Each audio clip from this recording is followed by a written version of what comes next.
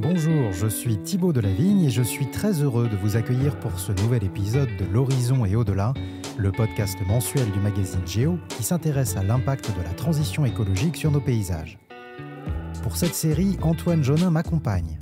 Ensemble, nous traversons la France à la découverte de paysages en pleine mutation. Le mois dernier, nous étions à Paris, où nous avons découvert la première forêt urbaine de la capitale. Cet épisode nous a permis de comprendre les enjeux de l'adaptation des villes au réchauffement climatique. C'était passionnant et l'épisode est toujours disponible sur geo.fr et vos plateformes de streaming habituelles. Ce mois-ci, nous vous embarquons dans le Loir-et-Cher, précisément au Montil, un village à quelques kilomètres de la ville de Blois. Nous sommes dans une région viticole qui produit chaque année des centaines de milliers de bouteilles de vin. Ici, comme partout en France, les agriculteurs sont confrontés à des conditions climatiques de plus en plus difficiles.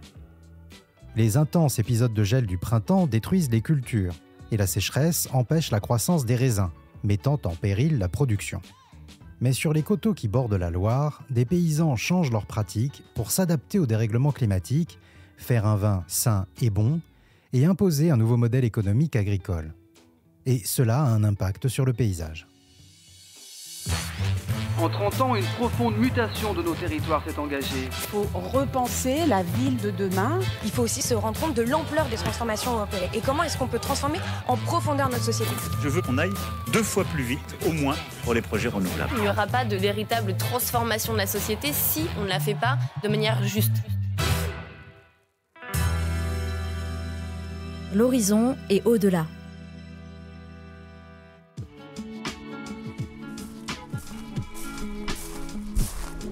Bonjour. Antoine, enchanté.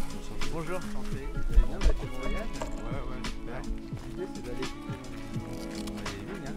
Avant d'aller plus loin, je précise évidemment que cet épisode va parler de vin, donc d'alcool, et vous connaissez la formule, l'abus d'alcool est dangereux pour la santé. Et maintenant, nous vous proposons de nous suivre au milieu des vignes du domaine Clos du Tubeuf pour découvrir les pratiques et les motivations de ces artisans qui défendent une agriculture différente, plus proche de la nature. Si ça vous va, c'est bon pour toi, Antoine ? Ouais. Bon, allez, on y va. Alors, ma première question est simple et ce sera la même pour vous deux. Je veux bien une petite présentation. Nom, prénom, profession, tout ça. Alors, Thierry Puzelat, vigneron, ici même. Voilà. Et Denis Chartier, je suis géographe environnemental. Et je travaille depuis 20-25 ans à essayer d'identifier des réponses à la catastrophe écologique. D'habitude, Denis Chartier parcourt le monde pour étudier les politiques de développement durable des pays du Sud. Son champ d'étude, les modes de production agroécologique de l'Amazonie au Burkina Faso. Et puis, un jour, Denis s'est rendu compte qu'il n'avait pas besoin d'aller très loin pour observer de telles pratiques. Il suffisait d'aller à quelques kilomètres de chez lui, dans le vignoble de Thierry Puzelat. On va commencer, s'il vous plaît, messieurs, par raconter un peu le paysage qu'on a sous les yeux, nous expliquer où nous sommes et ce qui fait la particularité de ces vignes. On est au milieu du vignoble, on est au sommet du bassin versant du Beuvron, qui est une rivière qui se jette un petit peu plus loin dans la Loire. Et donc à ma gauche, quand je tourne la tête, on a une légère pente qui va vers le Beuvron qui est à environ 500 mètres, je dirais.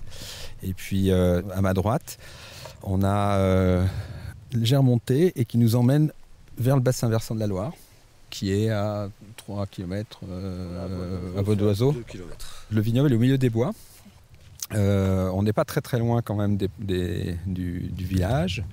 Des Montils avec un certain nombre de maisons qui petit à petit s'approchent dangereusement du vignoble avec un peu de bâti en périurbain du village. Là, vous avez des vignes avec pas mal de forêts autour de ces vignes. Et puis on voit bien le sol qui est bien enherbé. On ne voit pas ici, mais on a une petite trace à ma gauche d'un enclos qui héberge des brebis qui pâturent dans ces vignes. Elles sont dans les vignes. On ne les voit pas ici. Elles sont sur le dessus là-bas. Ouais. Est-ce que vous pouvez nous expliquer si dans la démarche, il y a une attention spéciale qui est portée au paysage dans votre travail au quotidien ? Est-ce qu'il y a une notion de beau dans le travail que vous faites, sur le paysage qu'on a sous les yeux? Il y a une notion de beau, mais il y a une notion de bon surtout. C'est-à-dire qu'en fait, Là, la configuration du vignoble, l'alternance de friches, de bois, de vignes, c'est un truc qui est délibéré. C'est-à-dire qu'en fait, avec mon frère, on s'est attaché à acquérir tout ce qu'on a pu acquérir comme parcelles de bois ou de friches autour des vignes et d'entretenir ce paysage de cette manière-là afin d'avoir une biodiversité conséquente. Et on a à la fois utilisé l'environnement tel qu'il était, mais aussi on l'a amélioré en y plantant des arbres fruitiers un peu partout. On a ici toute une bande de plantes aromatiques qu'on a mis à disposition d'une amie parce que ça entretient les insectes mellifères autour des vignes. On a des ruches au bout de cette parcelle également qui sont d'un autre ami à qui on met à disposition ce terrain parce que ça améliore aussi la floraison des vignes et qu'on a besoin de ces insectes autour de nous.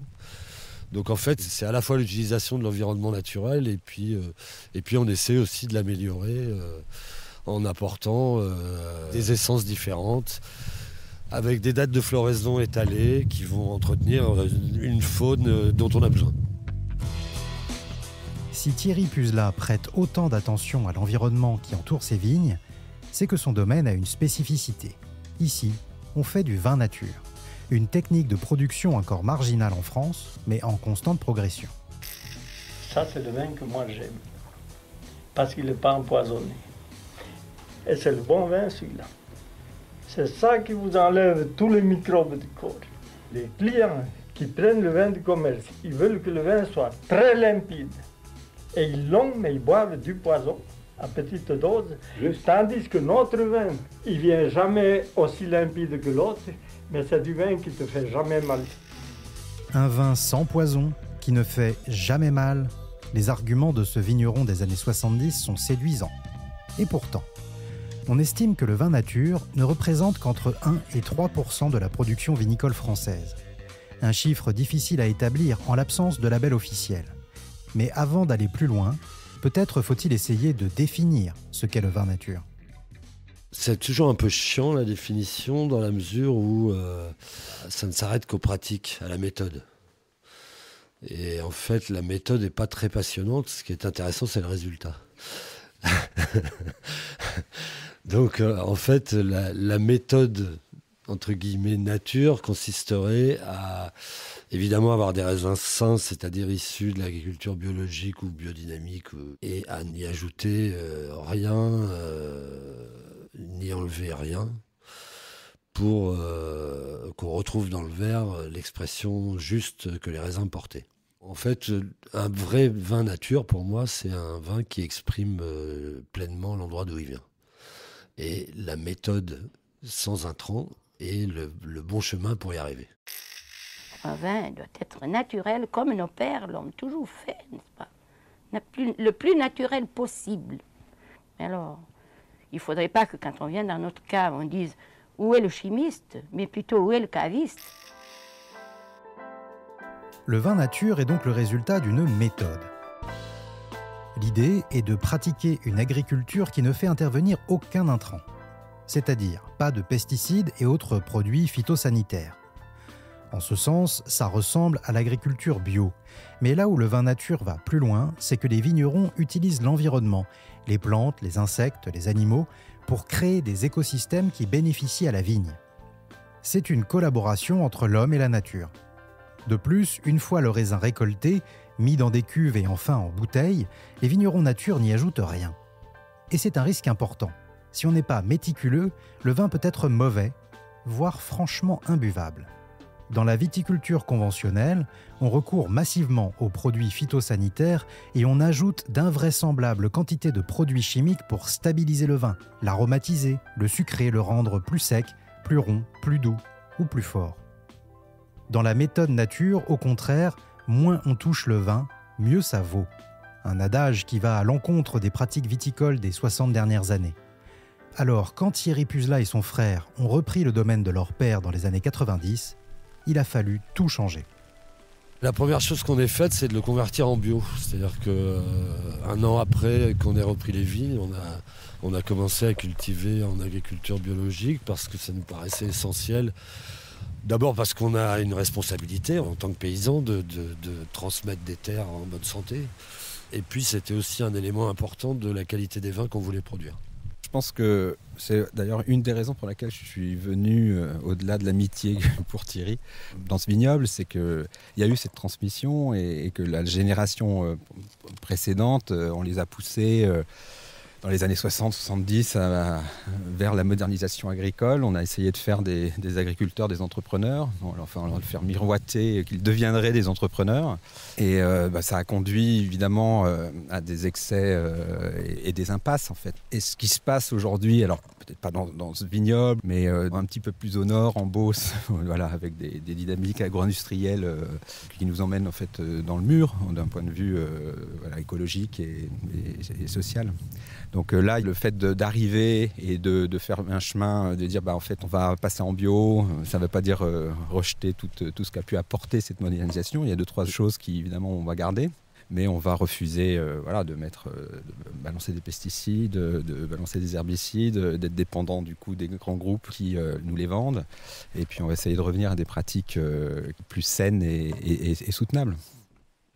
Si on doit résumer, retenez que le vin nature est un vin sans intrants et que les vignerons nature essayent de travailler en collaboration avec leur environnement pour concevoir un vin sain et bon. Certes. Mais alors que nous vivons dans un monde instable, où les échanges commerciaux et agricoles sont menacés, faut-il vraiment se passer de la chimie, d'une certaine forme de modernité ? Se replier dans son petit domaine en comptant sur les abeilles, les brebis et les arbres fruitiers pour faire du vin ? D'autant que certains, peu nombreux, ont des pratiques plutôt surprenantes. Par exemple, ils broient des cornes de vache qu'ils dispersent sur les vignes à dose homéopathique, récoltent le raisin en fonction du calendrier lunaire, et d'autres fantaisies que l'on pourrait qualifier d'ésotériques. Alors, ces vignerons nature sont-ils des sortes de mystiques un peu dingues, déconnectés de la réalité ? Il y a une espèce de fantasme autour de ces questions d'ésotérisme, de pratiques un peu étranges qu'on peut rentrer chez les viticulteurs en vin nature. Alors il y en a peut-être un ou deux effectivement qui ont été médiatisés et qui peuvent faire des choses. En fait, la plupart du temps, ces vignerons, ils laissent de côté toute la dimension ésotérique, spirituelle qu'il peut y avoir autour de ces choses-là. On est avec des paysans qui sont extrêmement pragmatiques, avec des phénomènes qu'on n'explique pas. Mais ce qui intéresse au bout du compte, c'est les résultats qu'il y a dans la vigne. Et les résultats, on peut les constater. Il y a beaucoup de vignerons qui font venir des géobiologues, les sourciers d'antan, etc.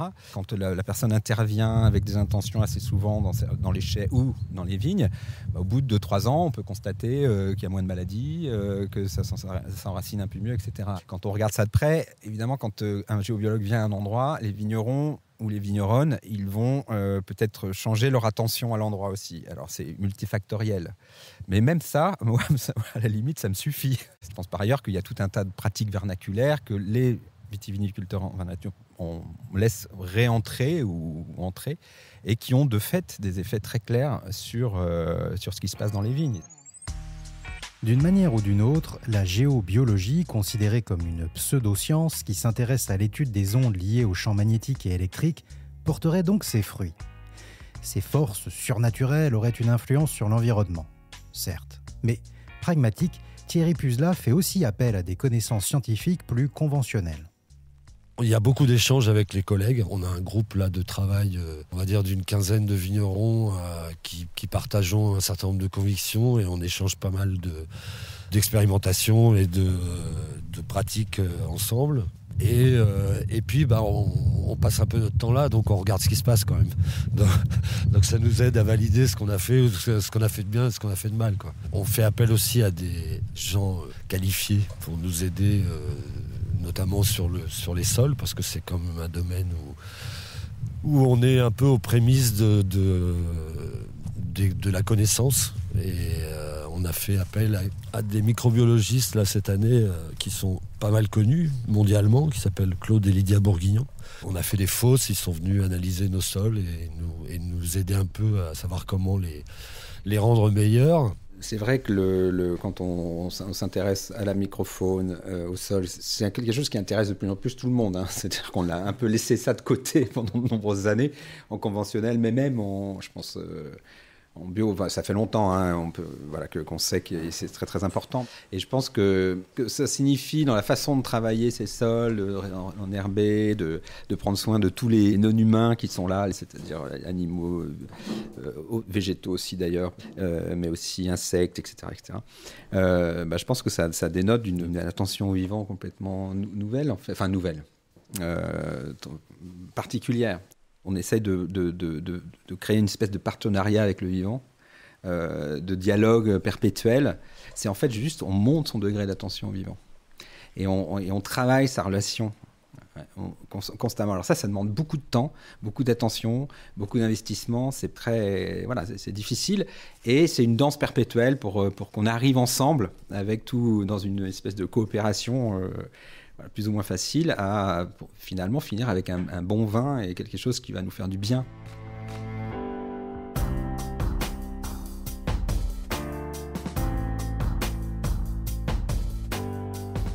Il y a donc des pratiques dans la méthode nature qui permettent d'obtenir des résultats concrets. Les vignes sont en bonne santé sans avoir à utiliser d'intrants. Les rendements sont corrects et le vin est bon, selon les viticulteurs et leurs clients en tout cas. Et pour beaucoup de vignerons, c'est bien le plus important. Mais toutes ces pratiques et ces résultats sont menacés par un changement d'importance, le dérèglement climatique. Sur les dernières années, qu'est-ce que vous avez constaté qui sur l'aspect climatique, en tout cas, a changé ? Est-ce que vous constatez dans les faits que ce dérèglement est en marche ? Alors, on a une stat qui est très très parlante.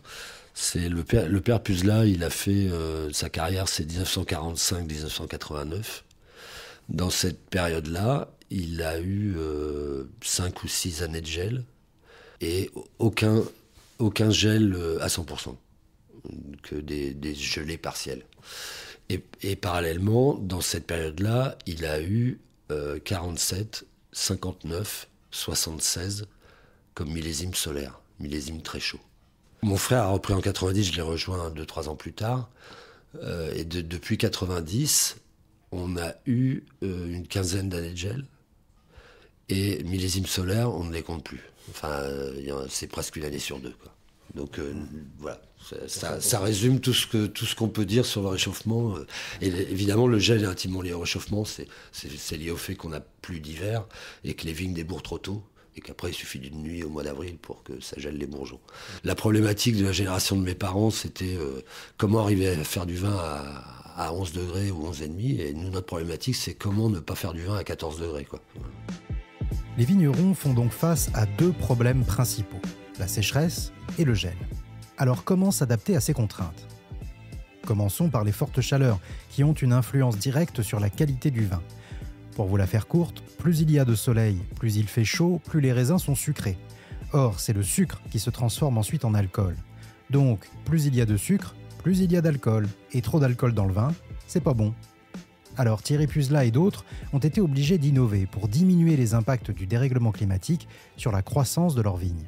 Vous avez vu qu'on est un peu entouré de forêts, mais malgré tout, en plein été, le rayonnement solaire fait qu'on a des longues périodes de la journée où les vignes sont très exposées au soleil.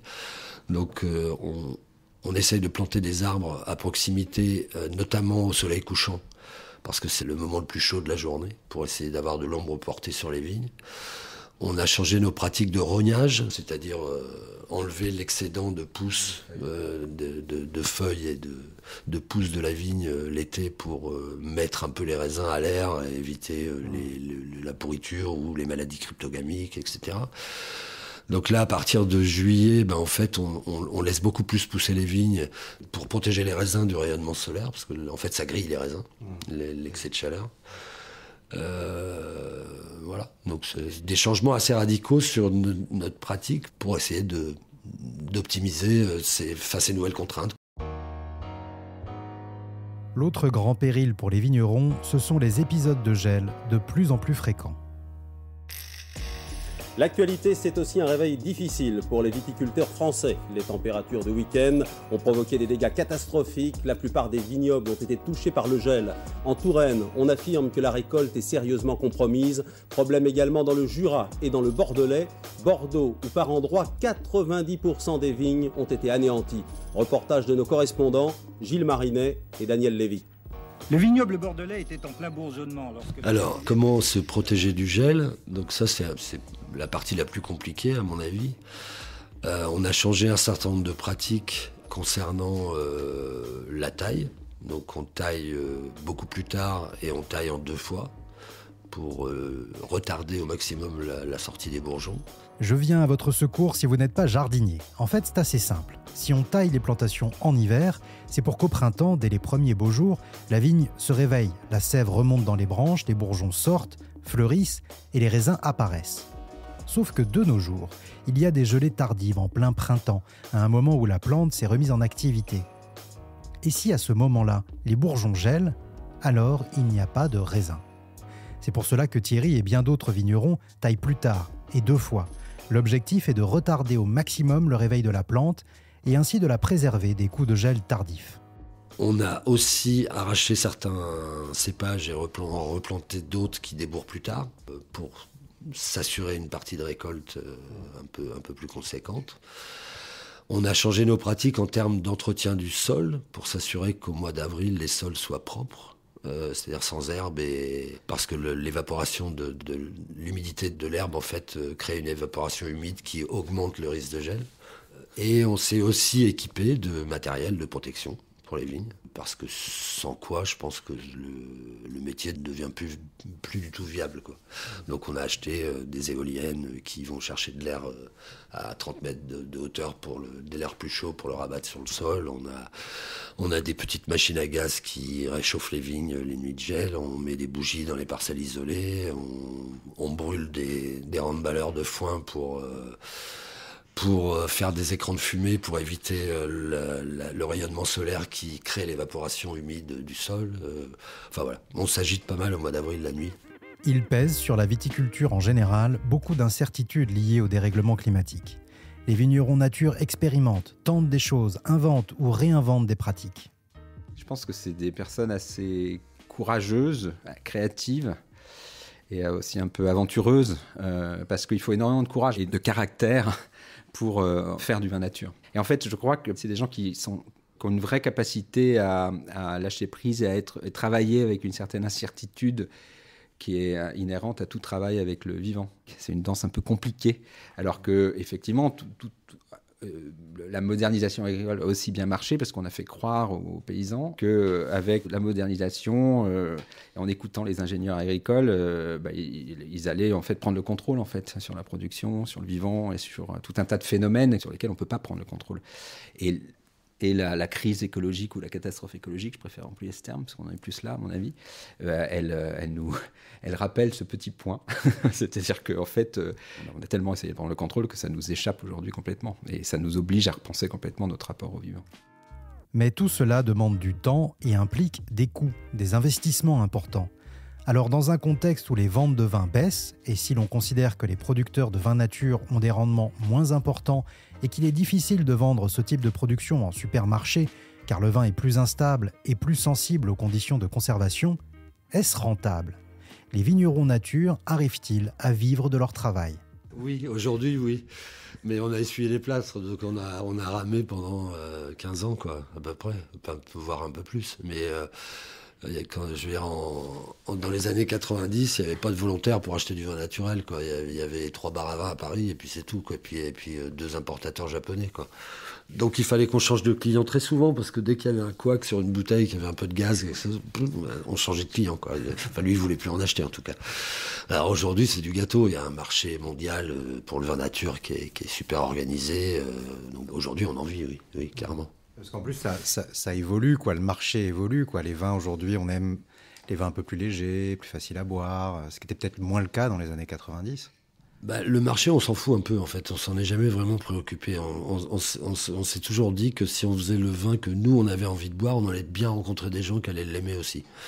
Et à mon avis, c'est plus honnête que quand on commence à essayer de faire du vin pour coller à un marché. Je pense qu'on se détourne aussi de l'essentiel, quoi. Est-ce qu'il y a une démarche artistique là-dedans ou pas? Absolument pas. On est au service d'un endroit et l'artiste, c'est l'endroit où on bosse, mais c'est pas nous. Il n'y a rien de créatif, en fait. La seule intelligence qu'on puisse avoir, c'est de comprendre ce que les raisins portent pour essayer de le remettre dans le verre. Mais c'est pas de l'art, ça. Il n'y a pas la liberté de l'art, quoi. On est au service d'un endroit. En conclusion de cet épisode, retenez que le vin nature est une méthode agricole originale qui cherche à proposer un contre-modèle tant sur les pratiques, dans l'attention portée à la nature, qu'au niveau du goût et de la qualité du produit. Et tout cela transforme les paysages viticoles. Dans les vignes, on voit apparaître des bosquets d'arbres fruitiers, des enclos à moutons, des murets en pierre, des ruches. Le sol reprend vie et abrite quantité d'insectes utiles. La méthode vin nature permet de s'adapter au dérèglement climatique à long terme, mais elle porte aussi une proposition économique et sociale différente, même si pour l'instant, le vin nature reste marginal au regard d'un modèle agricole conventionnel surpuissant. Le vin nat, même si c'est une magnifique proposition agroécologique, voire politique, écologique, et sensible, ça gêne pas grand monde, en fait. Et c'est bien un des enjeux majeurs. Il y a un très beau livre d'un groupe d'activistes qui s'appelle « Reprendre la terre aux machines », qui dit, en fait, toutes les alternatives agroécologiques, elles avancent, et puis dans le même temps, en fait, on balance de plus en plus de pesticides. Donc ça prouve bien qu'on ne gêne pas grand monde. Voilà, on laisse un petit endroit pour certains, et puis donc il y a une vraie dimension politique à dire, non, en fait, il faut changer la proposition, fondamentalement. Et pour changer cette proposition-là, il faut à la fois avoir conscience qu'on peut ne pas gêner grand monde, et en même temps de dire maintenant on va se connecter à des organismes, et politiquement on va commencer à dire non, c'est ça le modèle, et on va aussi être en critique en fait d'une proposition dominante aujourd'hui, qui reste très forte.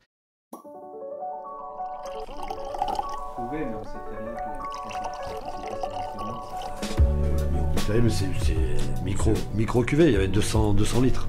C'est pas mauvais, hein? Non, c'est pas mauvais. Non, c'est pas mauvais. Plutôt pas mal même. J'arrive pas à faire tourner le vin aussi vite que vous. Non, mais c'est un coup de main. Ah ouais, mais ouais. 45 ans d'expérience. Tu peux pas tester. Non, c'est pas possible. L'Horizon et au-delà est un podcast du magazine Géo, pensé et écrit par Thibaut Delavigne et Antoine Jonin. Réalisation, Lucas Vibo. Le mois prochain, nous vous proposons de partir sur la presqu'île de Gien, du côté de Toulon.